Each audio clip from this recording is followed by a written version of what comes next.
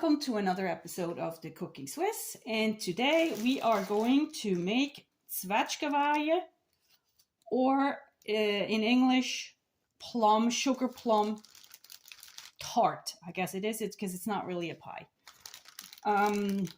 We are starting. I'm going to go the lazy route today because, I love the Aldi pie crusts. They just brought them back into the store.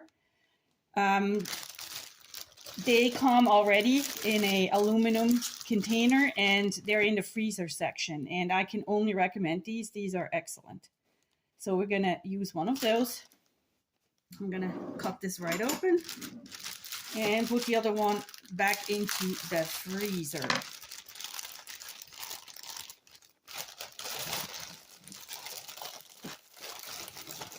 If I can get it out. Here we go. But of course, I should have introduced the main ingredient first, which is, ta-da! You ready for this? Sugar plums, beautiful sugar plums. Look how big they are. They're also referred to in English as prune plums. They are usually very hard to find in American grocery stores. I've seen them before in California. I went to the local fruit and produce store, and lo and behold, they had it. I almost cried. So in Switzerland, this is very typical in late summer, early fall. You make, you eat these fresh, obviously. You could use, for this dish, you could use regular plums, but it doesn't come out that nice because they're not as sweet. And we're not going to add a whole lot of sugar to overall. So it's really going to be mostly based on the flavor of the plum and, the sweetness of the fruit itself. But before we waste any more time, let's get started. So I already washed them. Let me dry this up a little bit here. Yeah, it's just water. All right, so the prep is very easy too because we're not going to peel them or do anything with them. All we're going to do is cut them in half.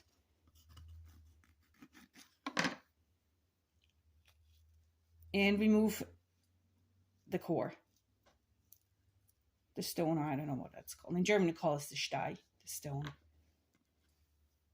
And we can, actually, let's do this also. We are also taking almond flour. And you could, if you have grated hazelnuts, you could use grated hazelnuts. But in this case, I'm just going to use almond flour. And we are pouring this at the bottom of the pan. The reason for that is because those plums are very juicy. And by having this at the bottom, it's going to help,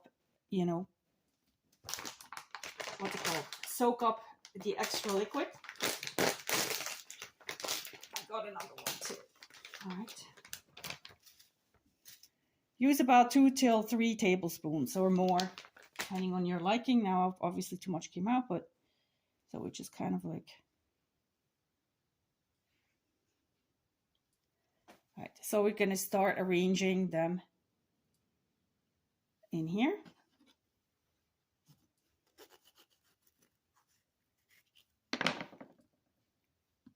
This one is kind of course, there's always going to be difficulties. Let me make sure that all the hard stuff is out because we don't want anybody to break their teeth. All right, here we go.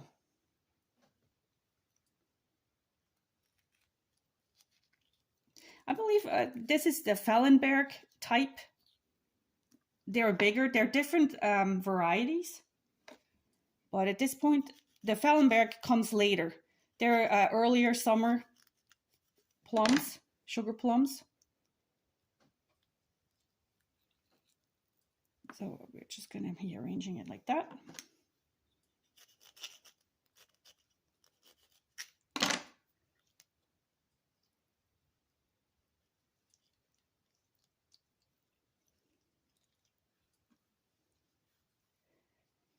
You could also, it's basically same recipe if you want to use apricots. I think apricot season is over by now. So that's why I'm doing the plums.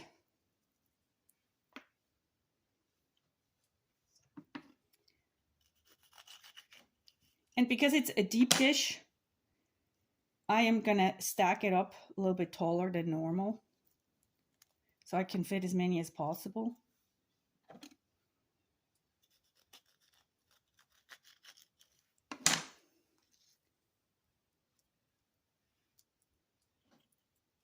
And whatever's left, don't worry. You can actually just freeze them like that. You could, prep them as I'm showing you right now. Take the core out and then put them in the freezer. Then you have them for, for other times. You could, defrost and use it for Thanksgiving. Let's do one more.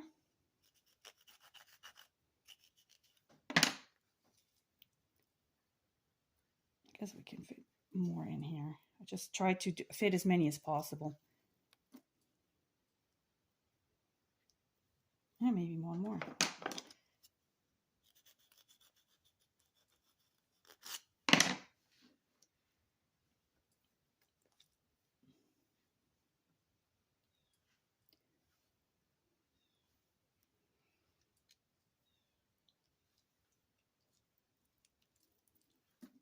I had a hard time guarding them because my younger son, he's like, I want to eat the plums, the Zwetschge. It's one of the Swiss German words he can actually say, and he knows, because when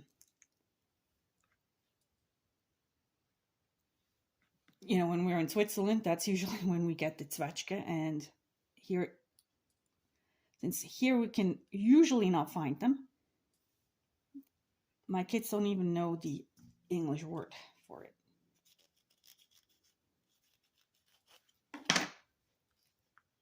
All right.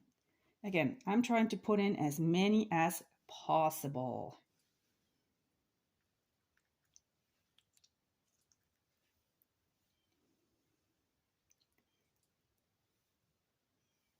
Yeah, I think it looks good.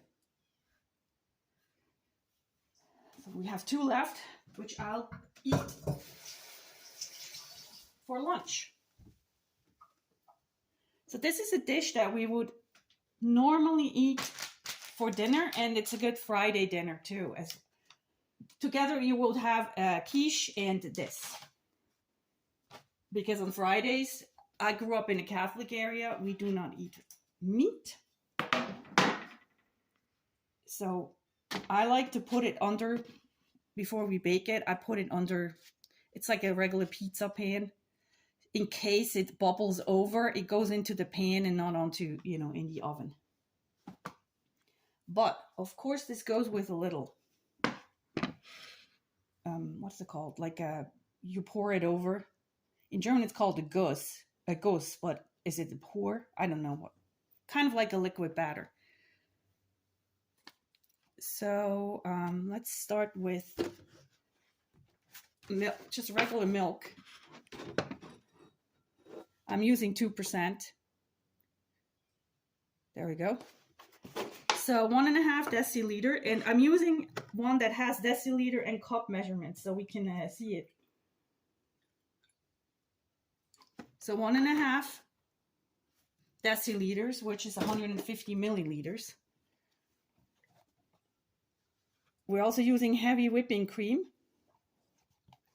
and approximately 1 deciliter. So we're now going to be up to 250.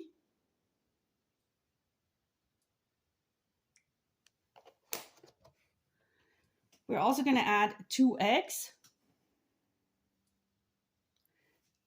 Now the amount of liquid, but let's look at how much that is. So it is going to be about, I don't know if you see it, 1/4 cup total. And you can do more or less, use more milk, less whipped cream, that kind of deal. Make adjustments. And 2 eggs.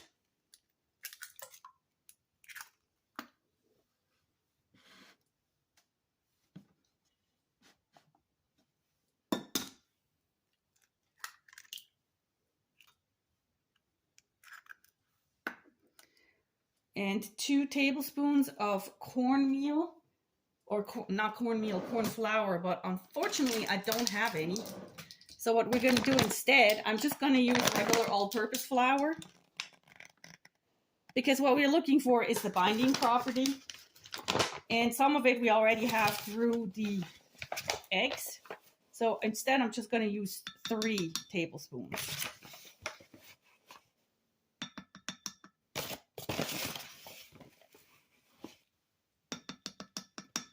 I hope I'm going to have enough room. Now we're also going to put, I took again everything out except the sugar. It's always the same thing. I don't know if you can see it. There we go.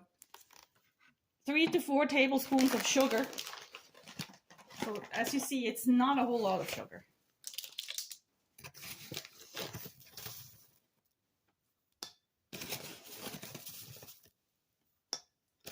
And I like to go with the lower, did I say 2 to 3? 3 to 4.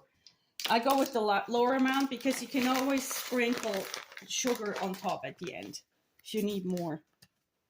And the vanilla extract. Now I'm not going to measure really. You can do 1 teaspoon, just pour a little bit in.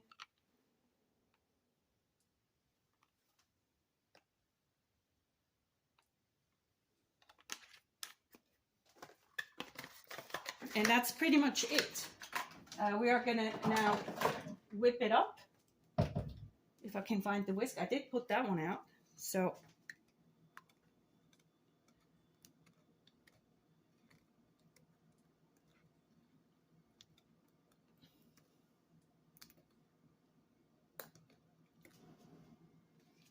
yeah, I messed up when I poured the flour in, so it's kind of clumpy. So I'm trying to get the clumps out.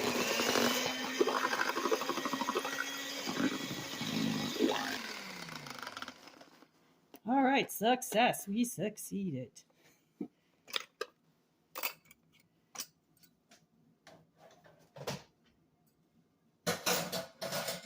Okay, so all we do now is pour this over.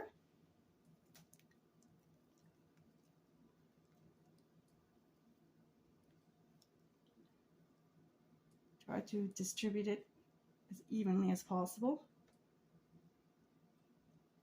I might have a little bit too much. Oh no.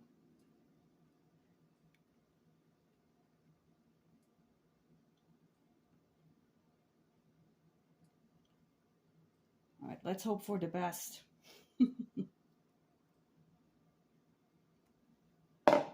Okay, so, oh no, it's already dripping out. The wonders of live cooking.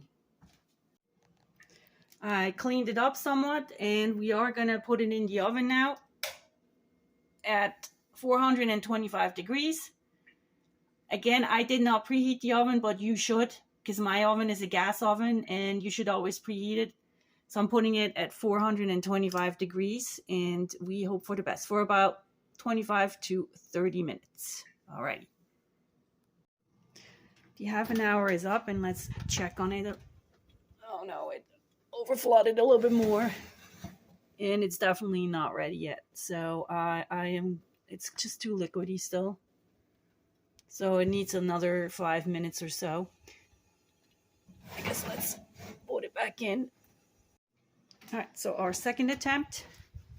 See if I left it in another 10 minutes, and it is better.